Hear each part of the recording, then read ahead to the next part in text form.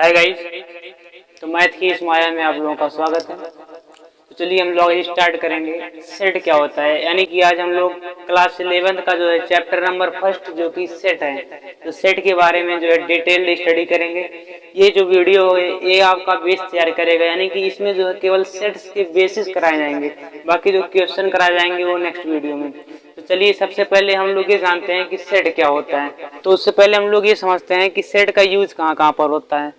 तो सेट जो होता है, सेट का मेनली यूज यानी कि द कंसेप्ट, जो सेट का कंसेप्ट है, the concept of set is being used in the many branches of mathematics such as geometry. जैसे क्या हो गया, जियोमेट्री हो गया, सीक्वेंस हो गया, सीक्वेंस, प्रोबाबिलिटी हो गया, प्रोबाबिलिटी, ईटीसी। और भी क्या है, कुछ ब्रांचेज हैं जिसमें क्या होता है, सेट्स का बहुत ही बेहतरीन, बहुत ही लाजवाब यूज होता है। ठीक है, तो सेट क्या होता है अभी हम लोगों ने नहीं जाना, लेकिन सबसे पहले हम लोगों ने क्या सीखा कि सेट का जो यूज होता है वो ज्योमेट्री में, सीक्वेंस में, प्रोबेबिलिटी में। ये मैं आपको इसलिए बता रहा हूँ ताकि अगर आप लोग इस चैप्टर को स्टडी करना चाहेंगे तो इसके बिना ये अधूरा रहेगा। डेट मीन्स ये आपका बेस तैयार करेगा। ये चैप्टर आपके लिए बहुत ही मोस्ट इंपॉर्टेंट है। सेट्स जो है ये बहुत ही मोस्ट इंपॉर्टेंट है। तो सेट को, जो सेट थ्योरी है, इसको जो है वेल डेवलप्ड जो है बेहतरीन तरीके से एक नए अंदाज में, एक खूब अच्छे से अंदाज में जो है इसको डेवलप करने वाले जो मैथमेटिशियन है, जो कि जर्मनी के रहने वाले थे। कहाँ के थे? German mathematician. कौन था? German mathematician. लेकिन था कौन? उनका नाम था जॉर्ज कैंटोर। कौन थे? George Centaur. जॉर्ज कैंटोर क्या थे? जर्मन के एक मैथमेटिशियन से, जिन्होंने क्या किया, सेट थ्योरी को पूरी तरीके से डेवलप किया। तो ये हम लोगों ने जान लिया कि बेसिक्स जो सेट थ्योरी का यूज कहाँ कहाँ पर होता है और सेट थ्योरी को डेवलप किसने किया था। अब हम लोग समझते हैं कि सेट होता क्या है, what is set and what is set theory. यानी सेट क्या होता है और सेट थ्योरी क्या होती है। तो कोई भी एक ऑब्जेक्ट हो, अगर उसका वेल डिफाइंड कलेक्शन है, क्या है, कोई भी ऑब्जेक्ट अगर उसकी जो वेल डिफाइंड कलेक्शन हो, दैट मीन्स वो सेट है। जैसे कि क्या हम लोग समझते हैं कि जैसे एक क्लास में जितने नंबर्स ऑफ स्टूडेंट हैं, numbers of student in A class, वो तो फिक्स होंगे। मैं जाऊँ, कोई और जाए, कोई भी काउंट करेगा वो फिक्स होगा। मतलब वो क्या है, वेल डिफाइंड है। वो क्या है, वेल डिफाइंड है। जब किसी भी ऑब्जेक्ट के बारे में वेल डिफाइंड इंफॉर्मेशन हमको पता हो, उसके कलेक्शन के बारे में वेल डिफाइंड हमको जो पता हो, वेल डिफाइंड जो है, दैट मीन्स वो क्या है, एक सेट है। जैसे कि अब यानी कि सेट क्या होता है, सेट एक वेल डिफाइंड, क्या है, a well defined collection of an object, a well defined collection of an object. यानी कि किसी भी ऑब्जेक्ट का जो एक वेल डिफाइंड कलेक्शन होता है उसी को हम लोग क्या बोलते हैं, सेट्स बोलते हैं। क्या बोलते हैं? सेट बोलते हैं। एग्जाम्पल के थ्रू क्या है, वॉवेल्स इन इंग्लिश अल्फाबेट। क्या है? Vowel in English alphabet. English alphabet में जितने भी वॉवेल्स हैं, ए, ई, आई, ओ, यू, ये क्या है, इंग्लिश अल्फाबेट के वॉवेल्स। यानी कि वॉवेल्स इन इंग्लिश अल्फाबेट, ये क्या है, कलेक्शन है ना, ये तो कलेक्शन है। The collection of vowels in English alphabet is a set. ये भी क्या, एक सेट है। बट अगर मैं कह दूं the collection of good teachers in the world, इस संसार में जो है अच्छे टीचरों का जो कलेक्शन है वो क्या है, क्या वो सेट है? तो इसका आंसर होगा नहीं। बिकॉज क्योंकि ये जो है हर आदमी की तरफ से, मैं मेरे तरफ से क्या होगा, कोई और क्या होगा, टीचर बेहतरीन होगा, आपकी तरफ से कोई और टीचर बेहतरीन होगा। तो इसका मतलब ये हुआ कि ये क्या, इसमें एक वैल्यू मतलब ये इसमें जो है स्पष्ट नहीं हो रहा, क्लियर नहीं हो रहा है। तो सेट क्या हो गया, जो अगर ये कंडीशन फॉलो करेगा, a well defined collection of an object, तो क्या होगा, सेट होगा। अब थोड़ा सा हम लोग क्या समझते हैं कि जैसे क्या हो गया, नेचुरल नंबर के बारे में आप लोगों ने क्लास 9th में पढ़ा होगा। होल नंबर, ये सबका सेट जो होता है, अगर बोल दिया गया कि सेट ऑफ नेचुरल नंबर, तो set of natural number is represented by capital N. क्या है? Set of natural number, set of natural number. यानी कि जितने भी नेचुरल नंबर है उनका जो सेट होगा वो किससे रिप्रेजेंट करेंगे हम लोग, कैपिटल एन से। फिर इसके बाद अगर कैपिटल डब्ल्यू है, इसका मतलब क्या हो गया, सेट ऑफ होल नंबर। क्या है? Set of whole number. ठीक है, फिर आगे आता है आई या जेड, तो यहाँ पे क्या हो गया, सेट ऑफ ऑल इंटीजर, जितने भी इंटीजर हो, आइदर पॉजिटिव और नेगेटिव। अगर आई या जेड लिखा है दैट मीन्स वो क्या हो गया, set of all integers, either it is positive और नेगेटिव। ओके, तो अगर इसी के ऊपर आई प्लस और जेड प्लस लगा, इसका मतलब क्या हो गया, set of all positive integer, क्या हो जाएगा, set of all positive integer. ठीक है, अब आगे हम लोग बात कर लेते हैं। अगर i के ऊपर क्या है माइनस या z के ऊपर माइनस लिखा हो, इसका मतलब क्या होता है, इसका मतलब होता है set of all negative integer. क्या होता है, set of all negative integer. अगर यहाँ पे सिंपली r लिखा है, r का मतलब क्या होता है, set of all real number. क्या होता है, set of all real number. अब आप लोग जानते हो रियल नंबर क्या होता है, combination of rational number and irrational number. अगर इसी के ऊपर q है, यहाँ क्या है, q है, q का मतलब क्या हो गया, set of all rational number. क्या है, set of all rational number. अगर मैं पूछूं क्या, अगर मैं पूछूं कि सेट ऑफ इरेशनल नंबर क्या होगा, तो सेट ऑफ इरेशनल मतलब क्या है, रेशनल नंबर माइनस इरेशनल, यानी कि r माइनस, क्या बोला मैंने, रेशनल नंबर माइनस इरेशनल नहीं, real number minus rational number, क्या बचेगा, इरेशनल नंबर। बिकॉज क्या होता है कि जो रियल नंबर होता है, रियल नंबर क्या होता है, combination of rational and irrational number. ठीक है, रियल नंबर क्या होता है, combination of rational and irrational. अगर रियल नंबर में से हम लोग क्या माइनस कर देते हैं, रेशनल नंबर, उसमें से बचेगा क्या, इरेशनल नंबर। तो r minus Q equal to क्या हो जाएगा, set of all irrational number. क्या है, इरेशनल नंबर्स। ये रहा। अब जो है ये लगभग हो चुके हैं, बस एक आध दो और हैं। क्या है, सी का मतलब क्या हो गया, अगर सी मिल गया इसका मतलब क्या है, set of all complex number, set of all complex number. ये क्या है, कुछ जो है इम्पोर्टेंट जो आपको सिंबल्स का यूज मिलेगा यहाँ पर। साथ ही साथ अगर कहीं पे आपको क्या मिल गया, ऐसा एक लाइन ड्रा किया मिल गया, या फिर ऐसे, इसका मतलब होता है सच डेट। क्या होता है, सच डेट। क्या होता है, सच डेट। अगर कहीं कामा मिल गया, इसका मतलब होता है एंड। कुछ ई की तरह ऐसा मिल गया, इसका मतलब होता है बिलोंग्स टू। क्या होता है, बिलोंग्स टू। ठीक है, इसका मतलब क्या होता है, बिलोंग्स टू। तो अगर आप लोग को नोट करना हो, नोट्स मेरे साथ आने चलिए। तो ये यहाँ तक हो गया, अब हम लोग आगे समझते हैं। तो गाइज आप लोग इतना समझ गए होंगे। अब हम लोग क्या करते हैं, एक एग्जाम्पल हमने क्या लिया था, set of all vowels in English alphabet. क्या है, the collection of all vowels in English alphabet is a set. जैसे इंग्लिश अल्फाबेट में जितने वॉवेल्स होते हैं, क्या है, ए, ई, आई, ओ, यू, ये क्या है, इसे हमने एक सेट मान लिया ए। इस सेट का हमने नाम क्या रखा, ए। अब यहाँ पे जो ए, ई, आई, ओ, यू है, ये क्या है, इसे हम लोग बोलेंगे मेंबर। क्या बोलेंगे, जैसे क्या होता है, कोई फैमिली होता है, इसमें जितने नंबर ऑफ पीपुल्स रहते हैं उसे हम लोग मेंबर बोलते हैं। ठीक ही उसी प्रकार क्या है, ये सेट है। इस सेट में जितने भी नंबर ऑफ, यहाँ पर क्या नंबर ऑफ लेटर्स होंगे, उसको हम लोग क्या बोलेंगे, उसको हम लोग बोलते हैं एलिमेंट। क्या बोलते हैं, एलिमेंट, या फिर मेंबर। क्या बोलते हैं, मेंबर, या फिर क्लास बोल सकते हो। बट जो मोस्ट यूज है वो क्या है, ज़्यादातर यूज हो एलिमेंट है। क्या है, एलिमेंट है। अब यहाँ से समझिए एलिमेंट, अगर हम इसको ऐसे भी लिख सकते हैं, ए कामा ए कामा ए, ई आई ओ यू। इसका मतलब ये हुआ कि अगर आप किसी भी नंबर को, यानी किसी भी एलिमेंट को बार बार रिपीट कर रहे हो, किसी नंबर को अगर बार बार रिपीट कर रहे हो, तो फिर से वही क्या मिलेगा, फिर से वही सेट मिलेगा। ठीक है, अगर कोई नंबर रिपीट कर रहे हो, जैसे ये हमारा एलिमेंट है, इसको हमने ए को 3 बार लिखा। जब ए को 3 बार लिखा है, फिर भी इससे कोई इफेक्ट होने वाला नहीं। इसी को हम लोग जो है आई, ई, ओ, इसको इस फॉर्म का भी लिख सकते हैं, आई, ओ, ई, ए, इस फॉर्म का भी लिख सकते हैं। साथ ही साथ यहाँ पर क्या रहेगा, यू।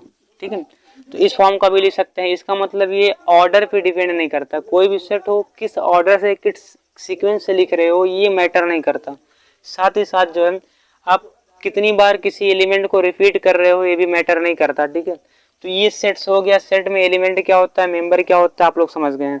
अब हम लोग समझते हैं कि एक एग्जांपल के थ्रू, लेकिन उससे पहले हमने एग्जांपल तो ढेर सारा देख लिया, लेकिन कुछ और देख लेते हैं। जैसे क्या हो गया, हमने कहा कि the collection of prime number less than 13 और 17, 13 मान लेते हैं। क्या है, collection of prime numbers less than 13, यानी कि हमने क्या मान लिया, ये collection of prime number less than 13 से कम जो है, ऐसे प्राइम नंबर्स का कलेक्शन क्या सेट है, हाँ सेट है।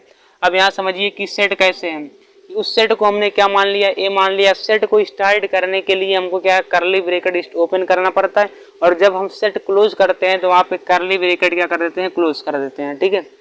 तो अब यहाँ से देखिए, जैसे लेस देन 1 तो हमारा प्राइम नंबर है नहीं, 2 प्राइम नंबर है, 3 भी प्राइम नंबर है, 5 भी प्राइम नंबर है, 7 भी प्राइम नंबर है, 11 भी प्राइम नंबर है।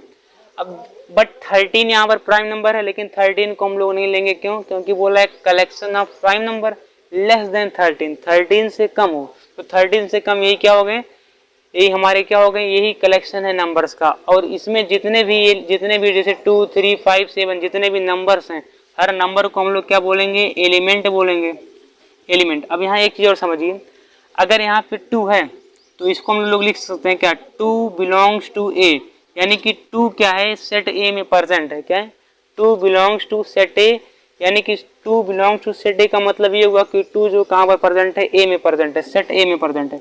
बट अगर नहीं होता ऐसे 2 ऐसे मान लेते हैं 4 है, 4 ये ऐसे है, ई बना के क्या इसे क्रॉस कर दिया गया, इसका मतलब 4 नॉट बिलोंग्स टू ए, यानी कि 4 जो है ए से बिलोंग नहीं करता। दैट मीन्स 4 जो है ए वाले सेट में प्रेजेंट नहीं है। तो ये सब साइन का इस चैप्टर में जो है मोस्ट ऑफ दी ज़्यादा सिंबल्स का यूज बहुत होगा। तो सिंबल अगर आप लोग नहीं जानोगे तो सिंबल अभी मैंने बता चुका है, उसको आप लोग रिवाइज कर सकते हो। तो ये हो गया। अब हम लोग समझते हैं कि सेट को कितने तरीके से हम लोग रिप्रेजेंट कर सकते हैं। सेट जो है कितने तरीके से रिप्रेजेंट किया जा सकता है। हमारे एनसीईआरटी में तो केवल 2 है, बाकी 3 है, वो भी बहुत ईजी है। तीसरा वाला जो है बहुत ईजी है। सबसे पहला क्या है, जो सेट होता है, रिप्रेजेंटेशन ऑफ सेट के बारे में पहले हम स्टार्ट करते हैं। तो इतना आप लोग नोट कर लीजिए, रिप्रेजेंटेशन ऑफ सेट, रिप्रेजेंटेशन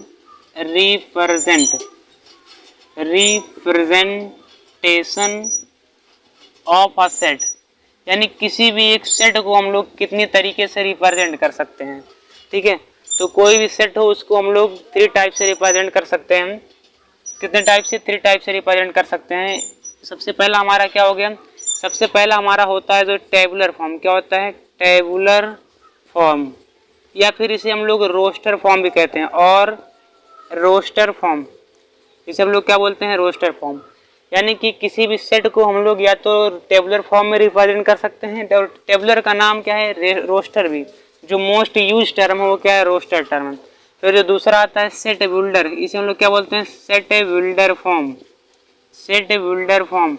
इसी को कहीं कहीं हम लोगों ने क्या पढ़ा है, प्रॉपर्टी, क्या है, प्रॉपर्टी फॉर्म। इसी को हम लोग प्रॉपर्टी फॉर्म के नाम से भी जानते हैं। और तीसरा जो हमारा है विजुअल रिप्रेजेंटेशन, विजुअल रिप्रेजेंटेशन। ठीक है, तो ये हो चुका विजुअल रिप्रेजेंटेशन। ये हमारे पास है टेबुलर फॉर्म। सबसे पहले जो सेट को हम लोग 3 तरीके से रिप्रेजेंट कर सकते हैं। सबसे पहला है टेबुलर फॉर्म या फिर रोस्टर फॉर्म, दूसरा है सेट बिल्डर फॉर्म या फिर प्रॉपर्टी फॉर्म, तीसरा क्या है, विजुअल रिप्रेजेंटेशन। तो सबसे पहले हम लोग ये जानते हैं कि टेबुलर फॉर्म को कैसे हम लोग रिप्रेजेंट करेंगे। तो कोई भी 2 सेट, कोई भी एक सेट हो, सेट को क्या करते हैं हम लोग, स्टार्ट करने से पहले कर्ली ब्रैकेट ओपन करते हैं, और बंद करने के बाद क्या है, जब हमारा सेट क्लोज होने लगता है, यानी जब हमारा सेट खत्म होने लगता है तो हम लोग कर्ली ब्रैकेट से क्लोज कर देते हैं। ठीक है, अब यहाँ पर इस सेट के अंदर जितने सारे एलिमेंट होंगे, उस एलिमेंट को सेपरेट करने के लिए हम लोग कामा का यूज करते हैं। जैसे AEIOU, ये क्या है, हमने कामा का यूज किया। और यहाँ पर ये जो सेट है किस फॉर्म का है, ये जो सेट है वो है हमारा रोस्टर या फिर टेबुलर फॉर्म का। या फिर हमने कहा the collection of numbers, the collection of natural number less than 5, क्या 5 से कम ऐसे नेचुरल नंबर का कलेक्शन लिखो। तो 5 से कम का मतलब हो गया 1 2 3 4। फिर हमने क्या किया, ब्रैकेट क्लोज कर दिया, ब्रैकेट ओपन किया, क्लोज किया। इसके अंदर 4 एलिमेंट हैं। अब ये क्या हो गया, ये जिस फॉर्म में रिप्रेजेंट किया गया ये सेट है। इसको हम लोग ऐसे भी लिख सकते थे, लेकिन ये सेट नहीं है, सेट ये है। तो ये सेट है, इसको हम किस फॉर्म में रिप्रेजेंट किए हैं, इस सेट को हम लोग क्या बोलेंगे, इसको बोलेंगे ये सेट हमारा रोस्टर फॉर्म में या फिर टेबुलर फॉर्म में। ठीक है, किस फॉर्म में है, रोस्टर फॉर्म में है या फिर टेबुलर फॉर्म में।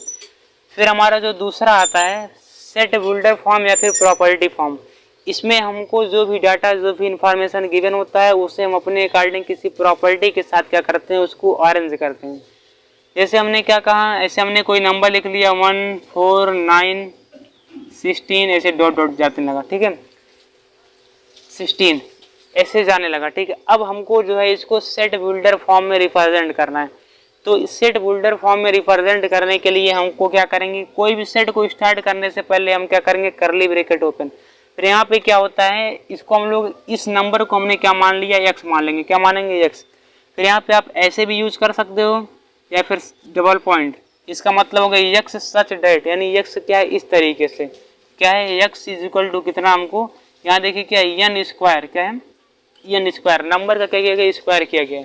अब यहाँ कामा हमने लगा दिया, कामा का मतलब हो गया एंड, और N belongs to natural number, और एन क्या है नेचुरल नंबर से बिलोंग करता है, ठीक है। एन स्क्वायर, अब यहाँ देखिए 1 का स्क्वायर करेंगे 1, 2 का स्क्वायर करेंगे 4, 3 का स्क्वायर करेंगे 9, और सब क्या है नेचुरल नंबर है। तो यहाँ से हमने इसी चीज़ को जो है हमने एक प्रॉपर्टी के फॉर्म में डाल दिया, और उस प्रॉपर्टी को हमने क्या किया, सेट के फॉर्म में रिप्रेजेंट कर दिया, और उसी सेट को हम लोग क्या बोलेंगे, प्रॉपर्टी फॉर्म या फिर सेट बिल्डर फॉर्म, ठीक है।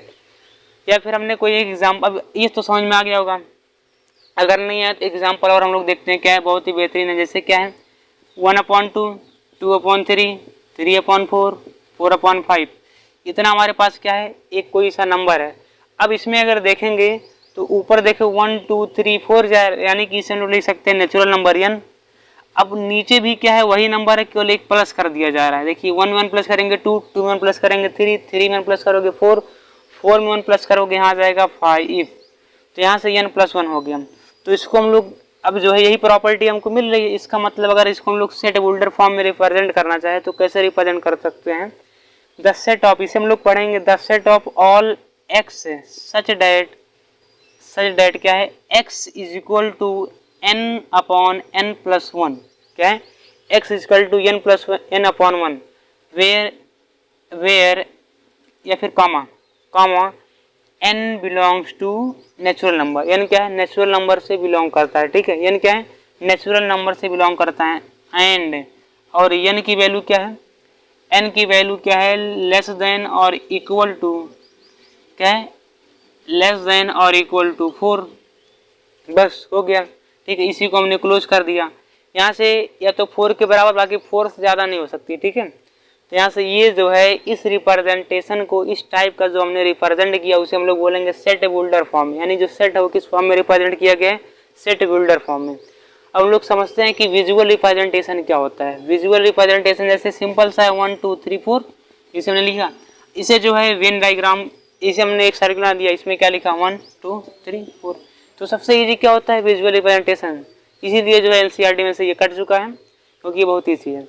और विजुअल रिप्रेजेंटेशन का यूज बहुत कम देखा जाता है, बट जो है हम लोग को जो है यानी कि जो जेई में आते हैं, जो जेई में सवाल आते हैं जेई में, तो जो है हम लोग सबसे पहले, लेकिन यहाँ समझिए, सबसे पहले हम लोग क्या करेंगे, मैथमेटिक्स के हर एक चैप्टर का थ्योरी कंसेप्ट बहुत डिटेल्ड वाइज समझेंगे।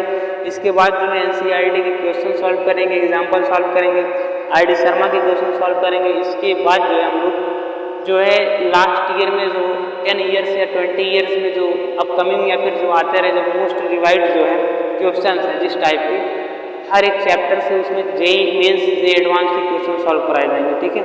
तो आई होप ये जो है समझ में आ गया होगा आप लोग को। अब हम लोग मिलते हैं नेक्स्ट वीडियो में। जय हिंद जय भारत।